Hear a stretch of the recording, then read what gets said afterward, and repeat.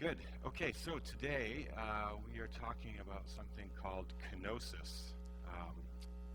Deep, deep down, down. And by way of illustration, we have a graph here of the Canadian dollar doing a nosedive, which is what it's done lately. So, just so you know, this is a great time to visit Canada if you are an American.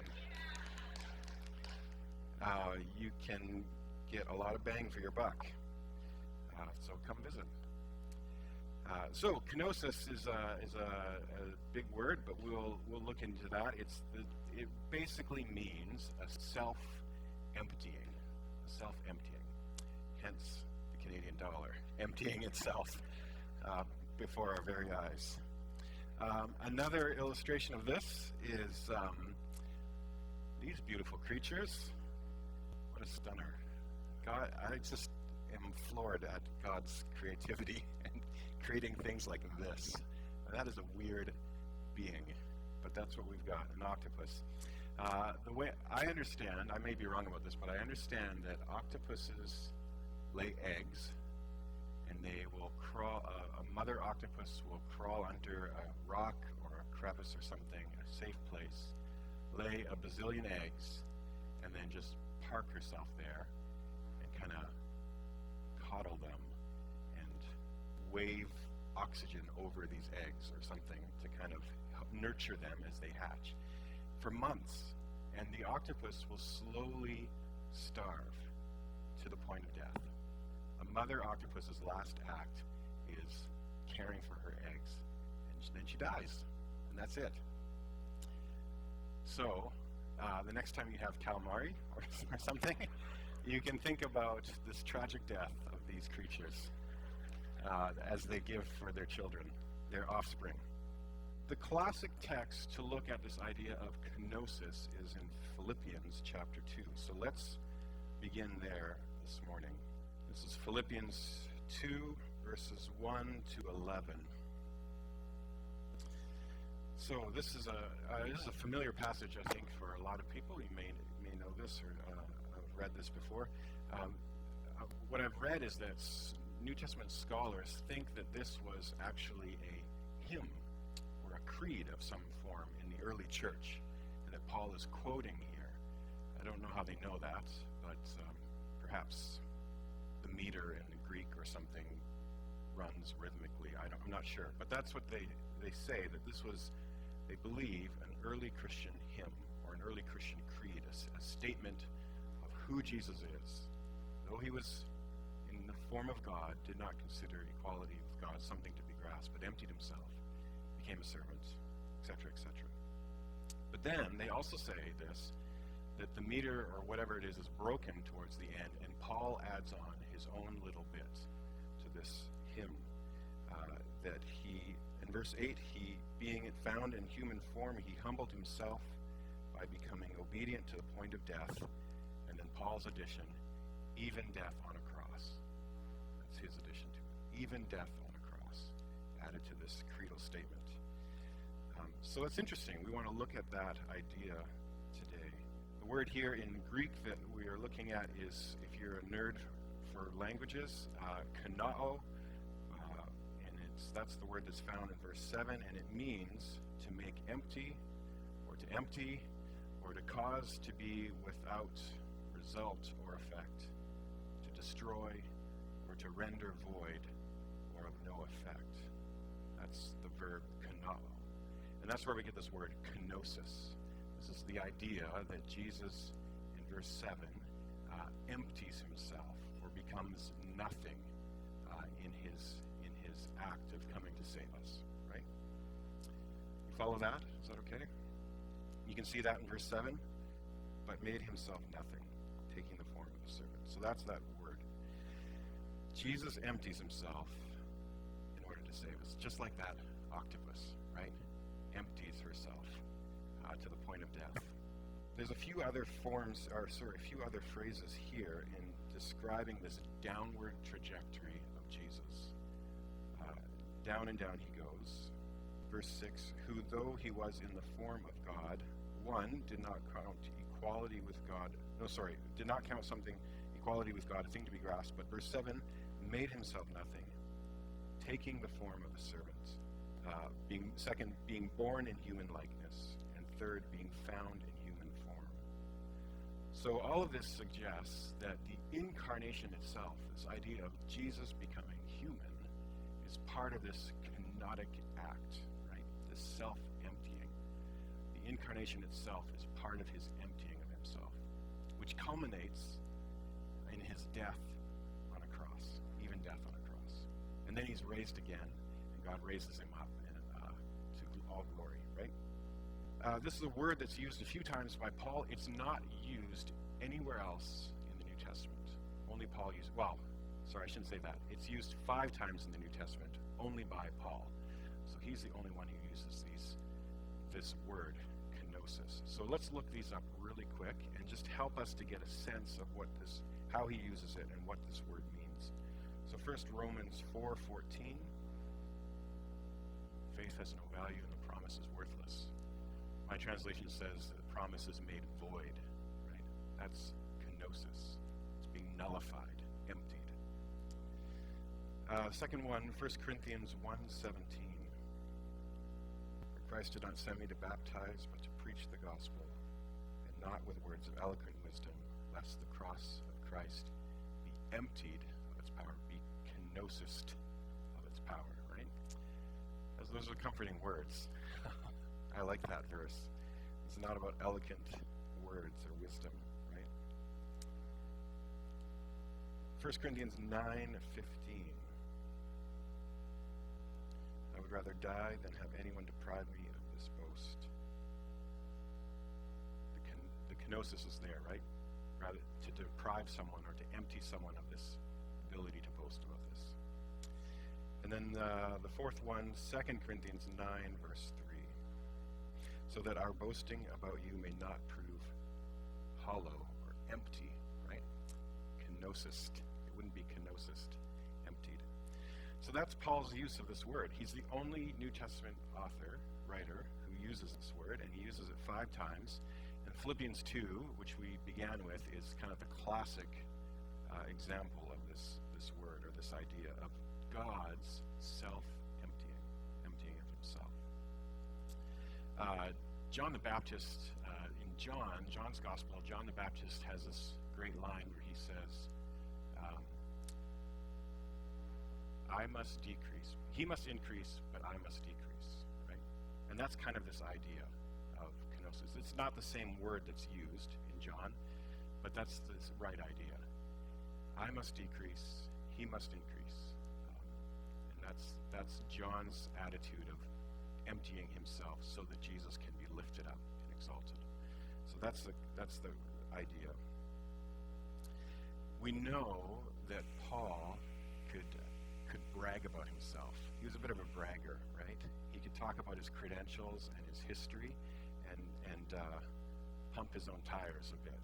So let's look at Philippians chapter 3, the next chapter, verses 4 to 6.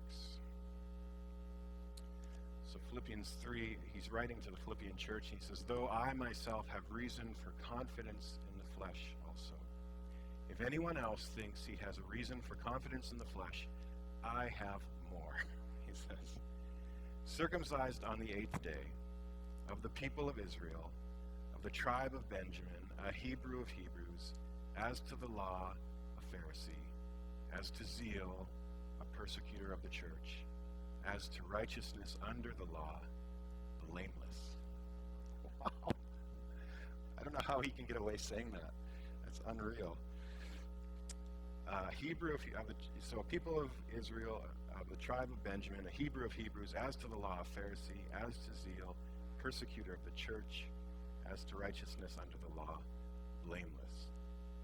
This is important. He's writing to the Philippian church. This is a church that is made up of Jewish Christians and Gentile converts to Christianity. It's a mixed community. And the Jewish background Christians would have had this heritage, right? This would have been a church. The community in Philippi would be a community of diaspora Jews, meaning that they are Jews that are spread out throughout the Roman Empire and living in these little pockets of Jewish culture, even though they're away from home.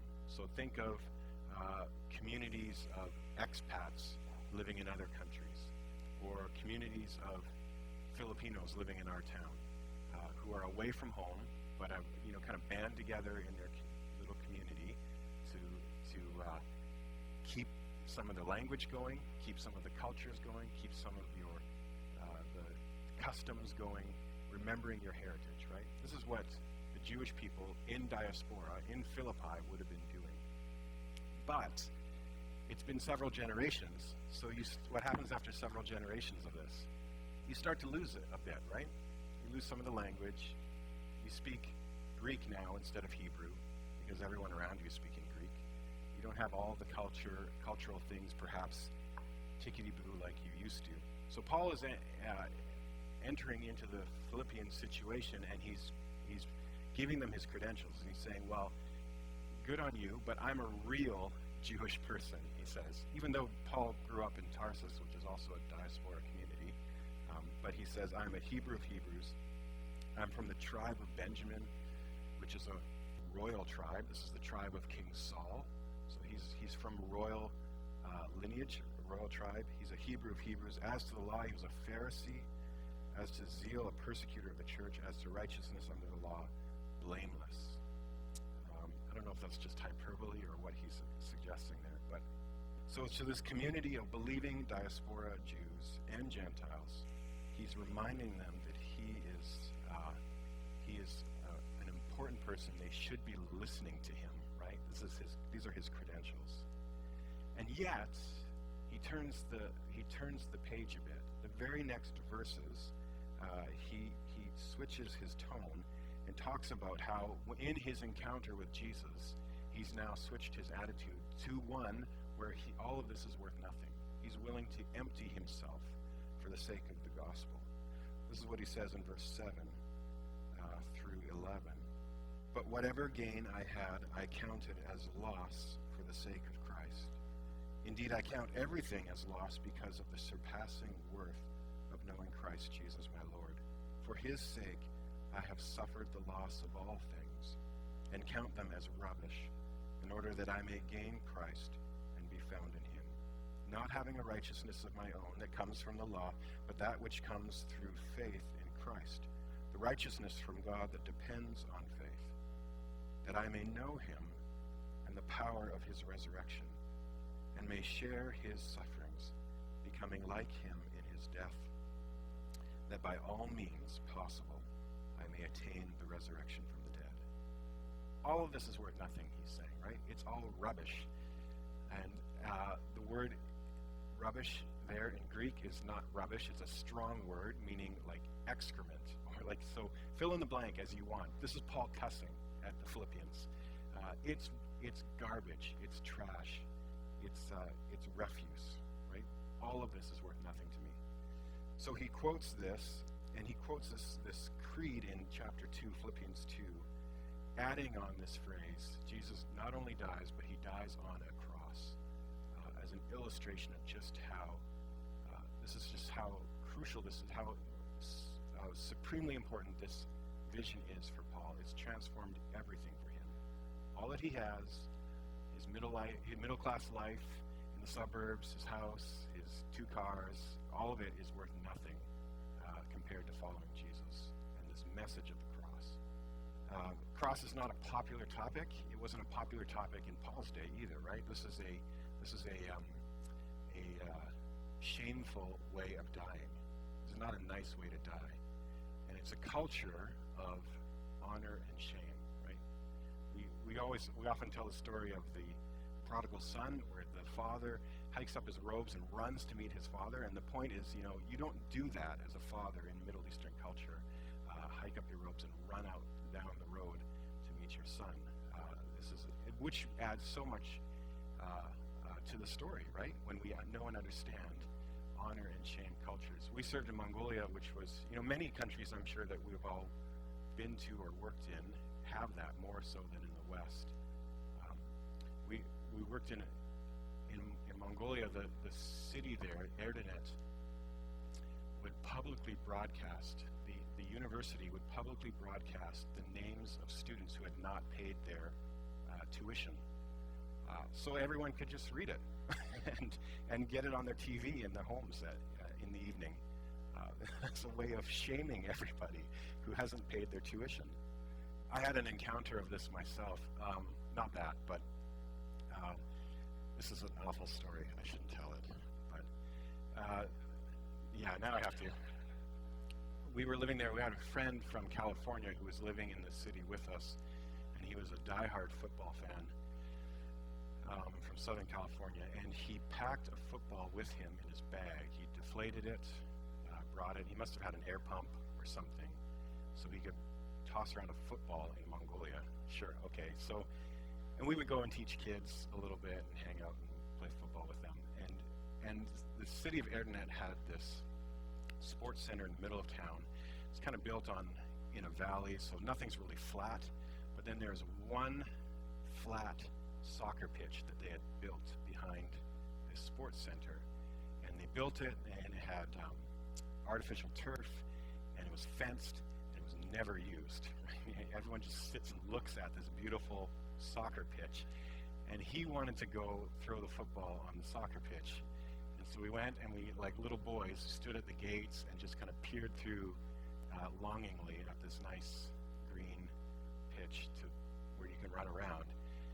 And one thing led to another, and we decided we should just climb the fence and go in and throw the football around. So we did. There was one little corner where you could get over quite easily, and we were running routes and passing and things for 20 minutes, half an hour, and then we saw him coming. This big, burly Mongolian man. He was shaved. He had a scar running down his face, and he was angry, and he came storming out at us, and Nick said to me, "Pretend you don't speak Mongolian. Just play dumb." And I'm not sure if that was a good idea or a bad idea, but we did. And he was yelling at us, and he was trying to take the football away, and then he was threatening to punch us, and then the pitch had just been finished, and there were still some tools lying along the side, and he went over to the pile of tools and picked up a shovel.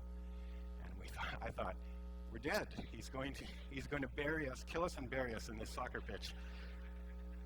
And so we ran for the fence and to try and scale this fence, but it was tall, and you would think it was kind of iron, but it was actually just kind of plastic, and it didn't have any toe holes. And so you put Nick jumped on, and I jumped on, and the weight of the fence just kind of leaned back. And Nick got over, but I couldn't get over the fence. I'm just this gangly, kind of weak white kid, and the guy came over with a shovel, and I, just, get me over this fence. I can't get over the fence. And then he started spanking me on the butt with the shovel. And on this big street, and there's people walking down the sidewalks and the cars and the traffic, and here's Jonny Aicken. We're not recording this, are we? Hanging on the fence, being spanked on the bum by a shovel by a big, burly Mongolian man. And I eventually got over. I don't know, something clicked, adrenaline,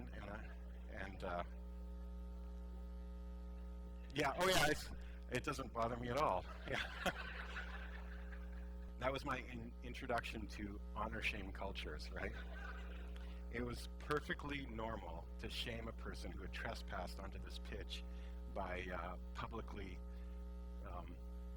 spanking him with a shovel. Oh goodness, where are we? Where the cross, this is my point. The cross is a shameful event. It is a shameful event, and that's sometimes lost on us, that this is not just a normal way to die. This is not even a punishment way to die. This is a shaming way to kill someone.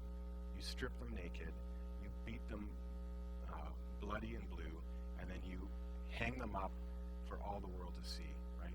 And it is an awful, awful loss of dignity to die that way. That's what's going on here. And Paul has, just embraced this. He embraces this story. This is so crucial to him, so important to him. And this is the foundation of his whole ministry, his whole apostolic ministry and his sending and his preaching and his church planting and everything he does is because of this cross. Everything he had before is worth nothing to him in light of this shaming death. We tend to kind of sanitize it sometimes. It gets really comfortable or familiar to us, and it gets generic. We might say about the cross things like, Jesus died to show us how much he loves us, which is true. It's not wrong. It's not false. But it falls so far short of describing the horror of Jesus' death, right? And what happened in that crucifixion. Jesus wasn't simply showing us something. I think something was happening in his crucifixion. Something important was happening. It certainly was an act of love, no doubt, and that can mean something to us. But it's more than just a demonstration of love. There's atonement happening here, right? Think of the background of Passover. This stuff is happening.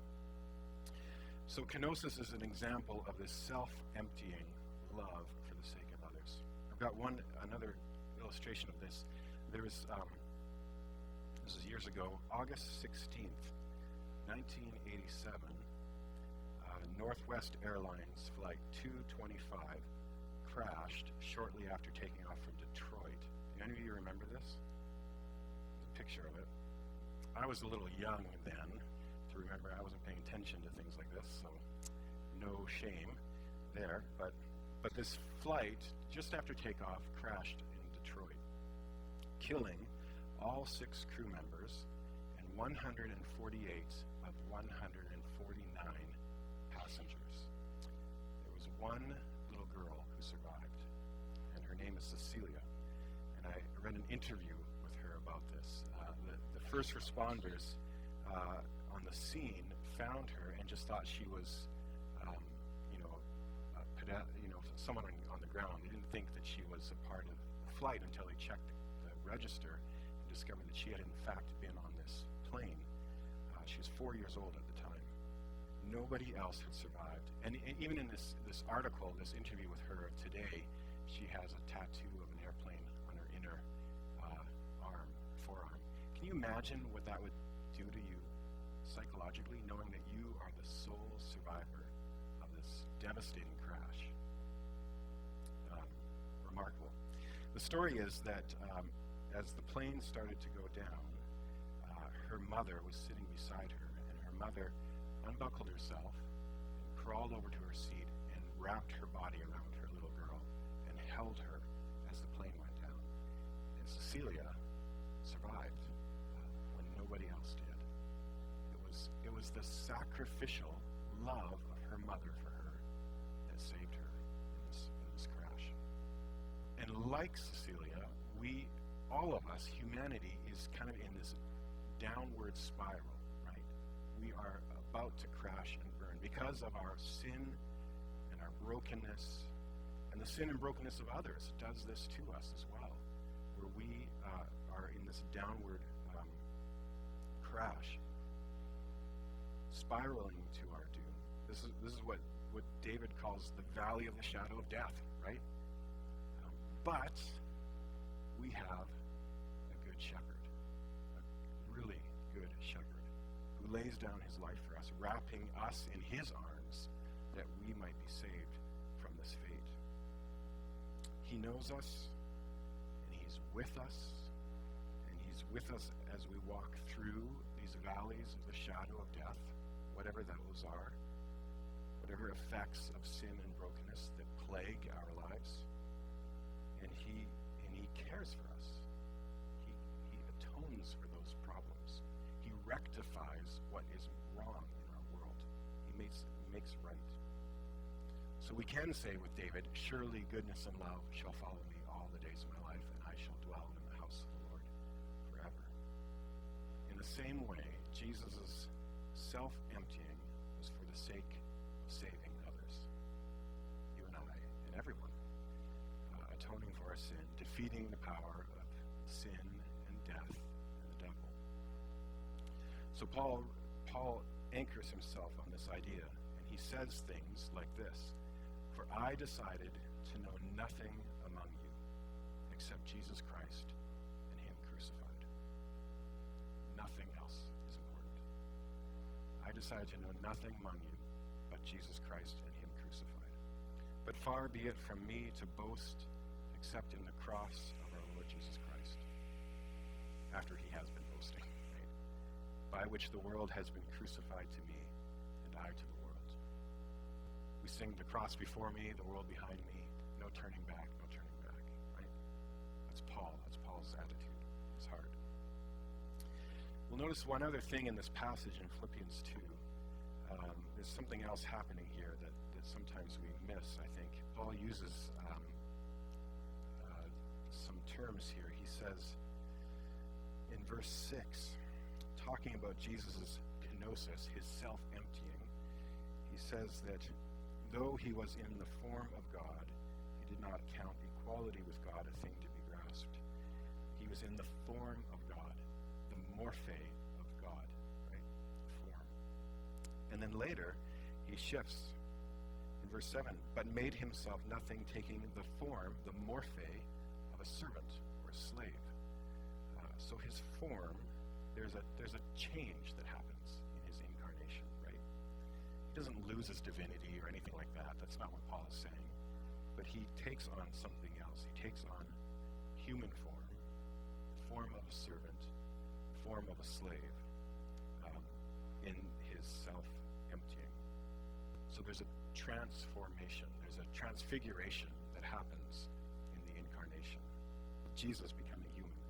And then when Paul says, have this mind amongst yourselves, he begins this passage, which is yours in Christ Jesus, verse 5. This becomes possible when the word of God is spoken to us, when we hear it, and when we receive it, when the Holy Spirit does the work of transformation in our hearts and lives, right? Enabling us to now imitate Jesus' transformation, his self-emptying for the sake of others, for the sake of his kingdom. We talk about metamorphosis, and we always use this illustration of a butterfly, right? It's the classic example of a caterpillar to chrysalis to butterfly, right? And the significance I find in this illustration is that when we are transfigured,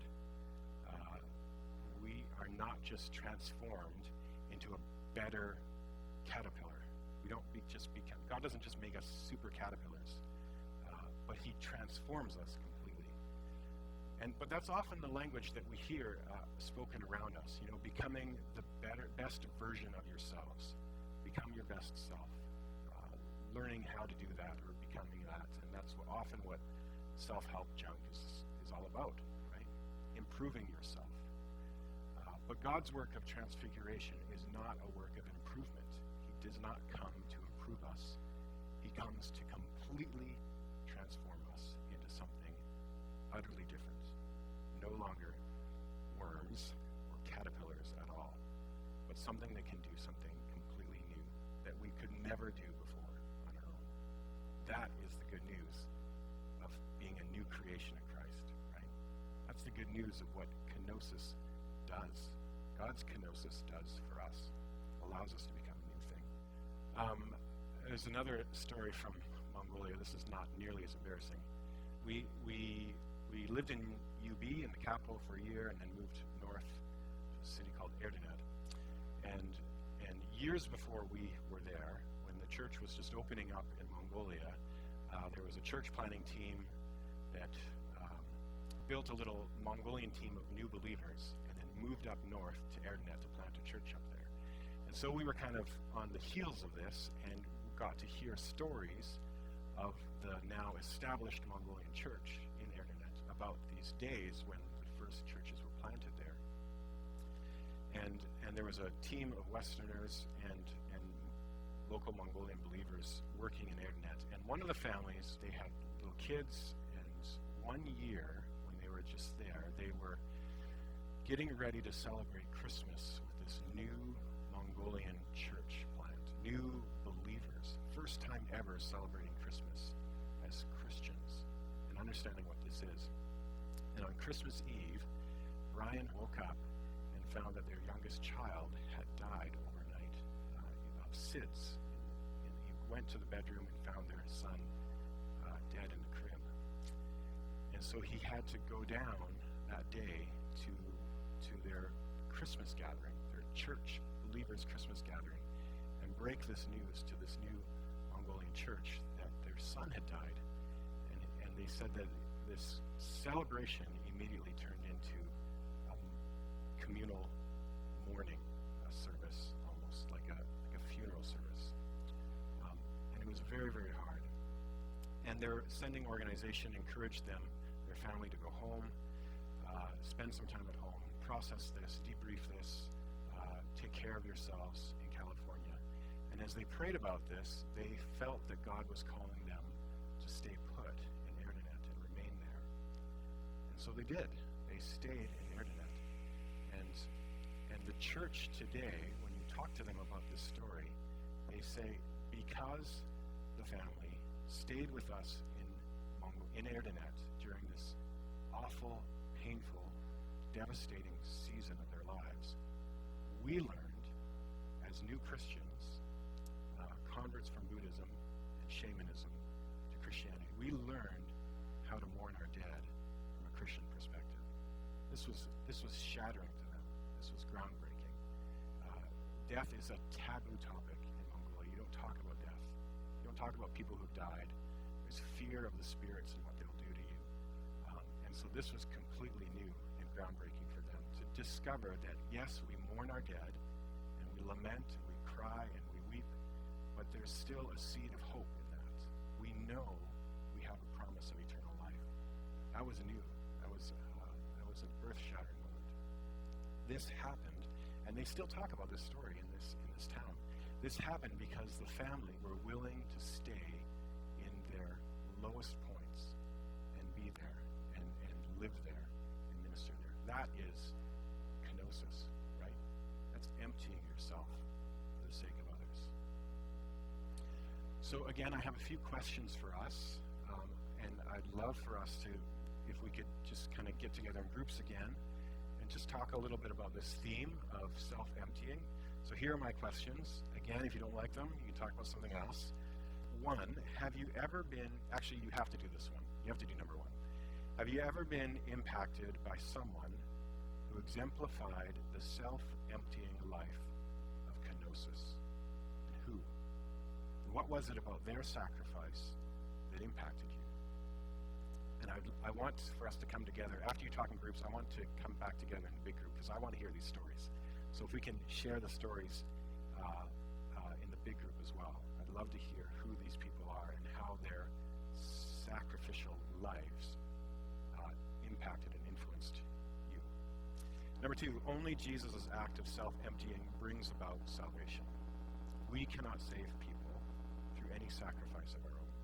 How then do our acts of kenosis bear witness to Jesus' great act of kenosis? We're okay with kenosis when I use that word, right? You follow what I mean by that? Okay. Number three, what are some suggestions for having the mind of Christ? This is Paul's exhortation to the Philippian church. Have the mind of Christ. Who did this? Emptied himself. Be like that.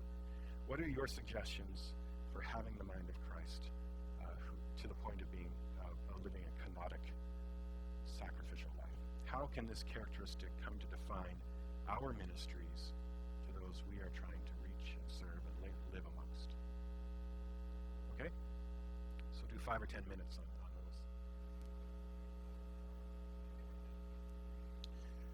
How are we doing? We're running out of time, so I'm going to make you stop. Stop. Okay, well, let me pray for you, and we'll go. Oh, we have a break now, right? Yeah. Father in heaven, thank you for this aspect of your character. You are a God who empties yourself for us, for the sake of others. That love compels you to do this. You don't do it out of any sort of a need on your own end. You do it because you are love. We thank you for the lives of those who have touched us through sacrificial acts, or lives, or words even. it makes a difference. We have fingerprints on us from those who have spoken on your behalf or acted in your name. And we pray that you would use us likewise. As we heard earlier, our stories aren't complete, they're not over, they're still being written. But it's our heart and our desire to be used by you, that you might be lifted up and glorified, that you might increase while we decrease. And Father, we pray that the life of your Son would be paraded through our lives, that you would use us to